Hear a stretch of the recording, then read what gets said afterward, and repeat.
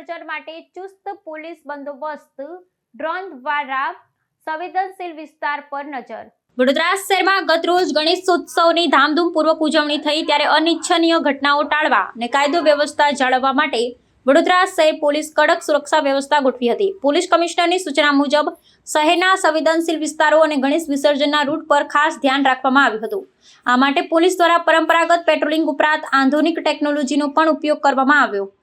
ગણેશ વિસર્જન દરમિયાન શાંતિ અને સલામતી જળવાઈ રહે તે સુનિશ્ચિત કરવા માટે વડોદરા પોલીસે ડ્રોન કેમેરાનો ઉપયોગ કર્યો. આ ડ્રોન દ્વારા શહેરના વિવિધ વિસ્તારમાં આકાશમાંથી ચાંપતી નજર રાખવામાં આવી હતી. ખાસ કરી વિસર્જન યાત્રાના મુખ્ય માર્ગો, ભીડવાળા વિસ્તારો અને જૂના શહેરમાં આવેલી બહુમાળી ઇમારતોની છત પર પણ ડ્રોન દ્વારા નજર રાખવામાં આવી. પોલીસ કમિશનર દ્વારા આયોજકો સાથે બેઠક યોજી વિસર્જનના રૂટ, સમય અને અન્ય નિયમો અંગે પણ માર્ગદર્શન આપવામાં આવ્યું હતું. ઉપરાંત શહેરમાં મોટી સંખ્યામાં પોલીસ જવાનો, હોમગાર્ડ અને અર્ધલશ્કરી દળોની પણ તૈનાતી કરવામાં આવી હતી. સમગ્ર વિસર્જન પ્રક્રિયા શાંતિપૂર્ણ રીતે પૂર્ણ થાય તે માટે પોલીસ તંત્ર દ્વારા તમામ પાસાઓ પર ધ્યાન કેન્દ્રિત કરવામાં આવ્યું હતું.